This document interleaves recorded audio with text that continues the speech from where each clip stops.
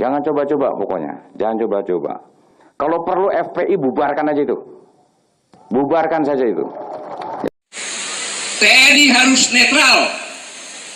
Sama juga kepolisian juga harus netral. Kapolri mengatakan netral, Panglima TNI mengatakan netral. Jadi kalau ada pimpinan-pimpinan TNI di wilayah ini, ada pimpinan-pimpinan TNI di wilayah ini yang mengajak tidak netral, membantu salah satu, maka itu adalah pengkhianat. Itu adalah pengkhianat. Itu adalah pelacur politik. Itu akan menjual TNI untuk kepentingan pribadi. Dan pemimpin-pemimpin seperti ini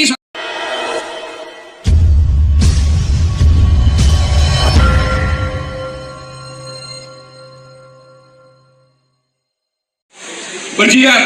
Maka yang membunuh jenderal siapa? Yang membunuh jenderal Malabi siapa? Dengan bom. Bukan TNI, santri. Hanya karena santri masang bom, ingin lihat hasilnya, akhirnya santrinya juga kena bom juga karena menonton. Namanya juga santri.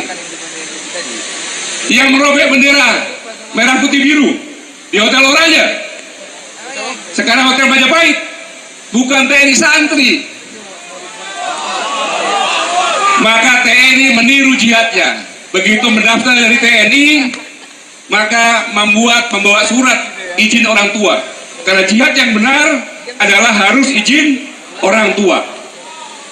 Kemudian dicek kesehatannya benar-benar sehat. Kemudian dilatih, itu syarat jihad.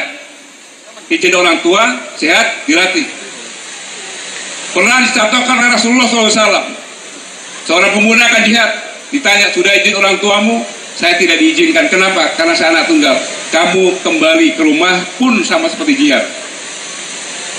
Itu TNI. Setelah dilatih baru disumpah.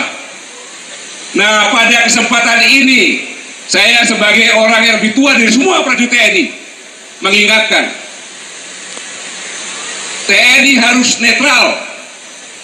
Sama juga kepolisian juga harus netral. Kapolri mengatakan netral, Panglima TNI mengatakan netral. Jadi kalau ada pimpinan-pimpinan TNI di wilayah ini, ada pimpinan-pimpinan TNI di wilayah ini yang mengajak tidak netral, membantu salah satu, maka itu adalah pengkhianat. Itu adalah pengkhianat. Itu adalah pelacur politik. Itu akan menjual TNI untuk kepentingan pribadi. Dan pemimpin-pemimpin seperti ini suatu saat rela mengorbankan nyawa anak buahnya untuk kepentingan pribadi. Saya ingatkan ini, Pak, saya bersumpah kepada atasan dengan tidak mematuhi perintah atau putusan. Iya betul, tetapi sumpah yang pertama, setia kepada negara kesatuan Republik Indonesia berdasarkan Pancasila. Melanggar Pancasila, karena TNI adalah anak kandung rakyat, maka TNI harus netral. Pada saat rakyat berkelahi, karena netral dipercaya sebagai penengah. Itu TNI.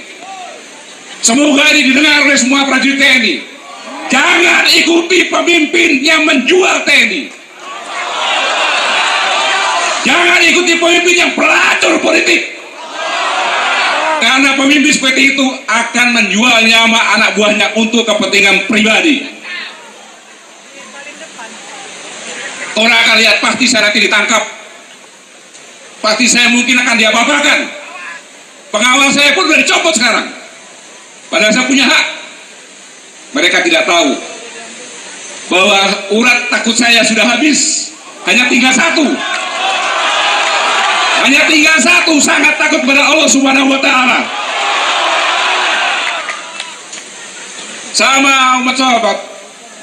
Umat sahabat menyampaikan tadi, pasti yang menganiaya bukan orang yang beragama, baik itu Islam, Kristen, Katolik, Buddha, Hindu. Bukan. Pasti orang tidak percaya agama. Pasti. Ini yang perlu saya ingatkan. Jadi TNI adalah anak kandung rakyat. Dan Pancasila dan landasan negara itu adalah hadiah umat Islam sebagai jalan tengah.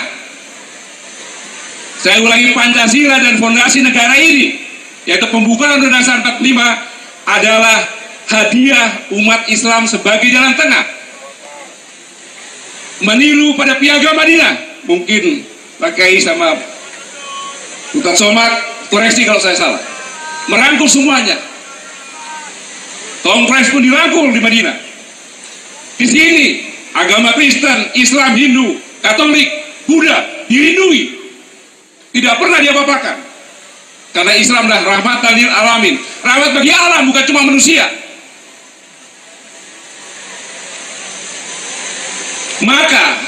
Maka saya ingatkan umat Islam dan para ulama menjaga bangunan ini, menjaga negara kesatuan Republik Indonesia, karena yang membentuk pun umat Islam. Jangan tuduh umat Islam yang akan merusak. Gak mungkin yang membangun kok perlu rusak, tidak mungkin. Maka sejak awal saya sinis, saya tidak suka bagi siapapun kalangan yang menyudutkan, yang mengatakan ulama radikal, kriminal ulama. Itu tidak benar. Mana mungkin yang bangun dia akan merusak negara kesatuan Republik Indonesia? Tidak mungkin. Tidak mungkin itu. Maka jangan coba-coba ngadu domba. Jangan coba-coba mengobok-obok. Pasti akan bangkit.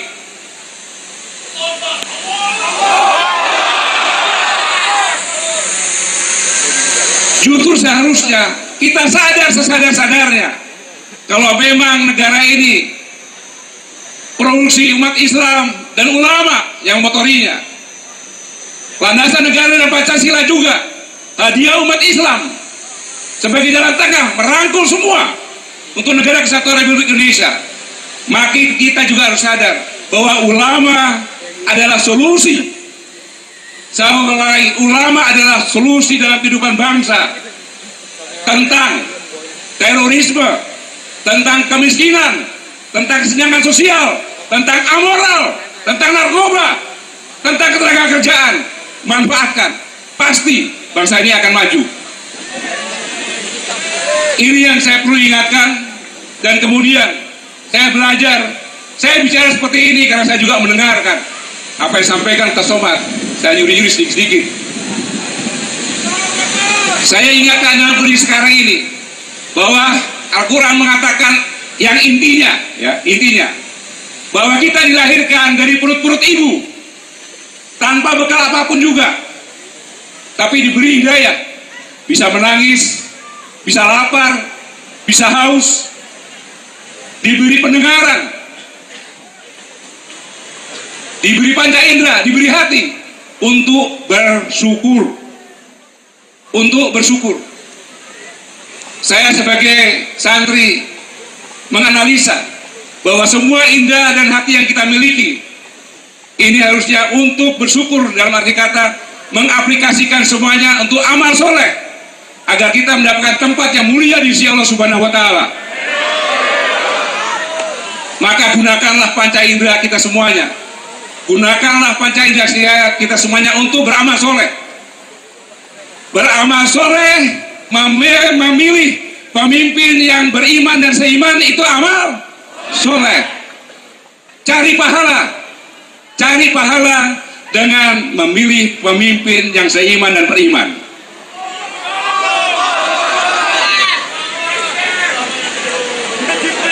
Yang kedua, saya ingatkan kepada seluruh putra-putri Sumatera Utara, seluruh putra-putri Sumatera Utara, apapun kalian minum air Sumatera. Sama di sebelah saya ini, kalau nggak percaya tanya, minum air Sumatera itu jadi darahnya, makan makanan Sumatera Utara itu jadi dagingnya, menghirup udara Sumatera Utara itu yang jadi nafasnya. Saya yakin bahwa pemimpin-pemimpin nasional banyak yang dari Sumatera Utara. Di TNI, Jenderal Marilen Panggabean, Jenderal Faisal Tanjung, Jenderal Ahlan Nasution, Pahlawan Revolusi, di Panjaitan,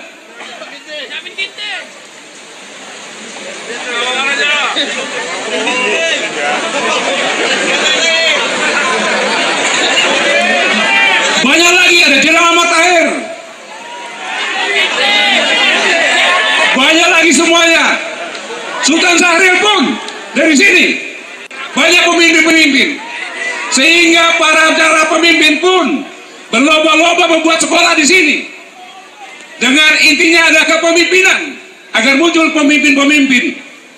Jadi putra Sumatera Utara, putri Sumatera Utara, di dalam dirimu adalah lahir darah pemimpin.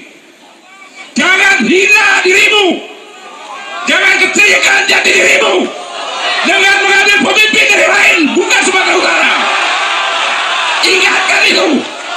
Ingatkan itu temanmu, ingatkan saudaramu. Jangan hina dirimu, jangan rendahkan jati dirimu dengan memilih pemimpin yang bukan meminum air Sumatera Utara, makan daging Sumatera Utara dan menghirup Sumatera Utara. Siapapun dia, masa mau menghina? Saya Sumatera Utara adalah daerah bangsa tempe, bangsa Cimai. Benar? Tidak. Bangsa bencong, gak pantas jadi pemimpin.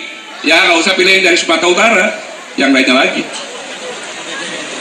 Ingatkan, ini yang paling penting, sehingga bisa maju.